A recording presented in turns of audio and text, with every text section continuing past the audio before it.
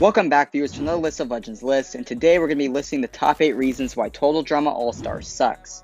Before we start off our list, mind you, this is going to be my opinion, and I just want to let you all know that I post videos 3 times a week, and if you'd like to see more or less videos, be sure to let me know in the comments down below. Number 1. Casting choices.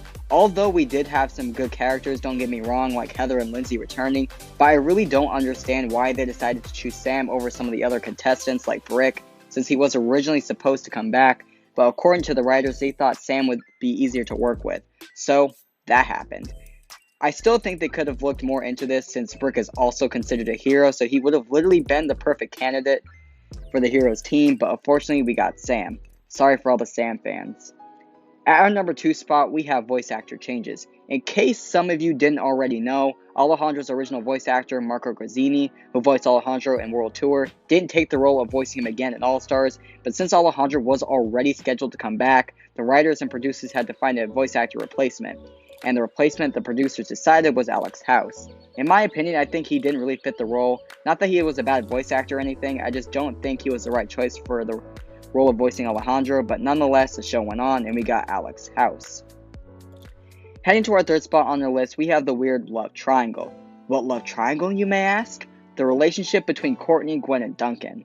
I think in All-Stars they really butchered Duncan's character, since before Duncan really didn't care too much on how Courtney felt about his new relationship with Gwen. Now it's the complete opposite, since Duncan's more so focused on making Courtney jealous, and I also don't understand Gwen's new mentality either, since she literally states in World Tour that she doesn't care about how Courtney feels, and especially considering in Total Drama Island, Gwen was this bad goth girl that didn't care about what anyone else thought of her, but now they went and botched that up.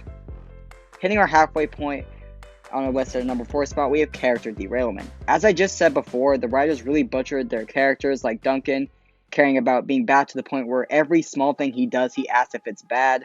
Gwen being the exact opposite of how she's portrayed in Island, that being the bad goth girl, Heather not being as strategic as she used to be, and now focuses on being in charge, and the list just goes on and on. I think it's sad to go back and watch the earlier seasons of the show and jump to All-Stars and see the character derailments. What a mess. Number 5, we have too much Mal. Following Mike's return in Total Drama All-Stars, Mike's evil personality comes out and wreaks havoc among the other contestants, like breaking Sam's game guy, making the barf-tastic course more dangerous, and letting Cameron fall in, and so on. Overall, I just don't think Mal as the villain was not a good choice, but if Mal just had to be in the story, I wish they would have sorted out his storyline way earlier. I will give them some credit since Mal isn't introduced until the 2nd episode, but that's about it. At the number 6 spot, we have Chris's Beyond Boring challenges. Literally every season prior to All-Stars, the challenges felt unique and had 2 good parts to it. Now they're just repeats with very minor twists like paintball now being with leeches instead of regular paintballs. Speaking of leeches, I think they really make Chris too villainous, since all he cares about now is legitimately trying to kill the other contestants. I mean, come on, he claims he forgot to feed his starving interns. I don't know what happened where they decided to make Chris go to that point, because back then, he just liked messing with the contestants, but as the seasons went on, so did Chris's insane bar. Nearing the end of our list at number 7 spot, we have the Elimination Order. The fact that they made Lindsay so dumb that she can't push a stroller or talk to anyone without annoying them, then eliminating her first, is just terrible. Then you have Mal and Zoe making it to the finale, since Zoe wins the last 3 or 4 challenges in a row, just why? Then you have annoying characters like Sierra making it way too far. I personally think if you were to swap or even reverse the Elimination Order, it would be 100 times better. Lastly, at our not so great number 8 spot, we had the finale. What's wrong with the finale, you may ask? The question should be, what isn't wrong with it? For starters, you have Mal and Zoe as the finalists when almost anyone else would have been a better choice, like Scott and Courtney. Then you had the only other cameo character return throughout the whole season, which that being Owen, which he should have been an all-star anyway, considering he potentially won the first season. I say that due to the alternate endings we have, but you get the point. I still think they could have done more cameos than just Owen, but I guess not.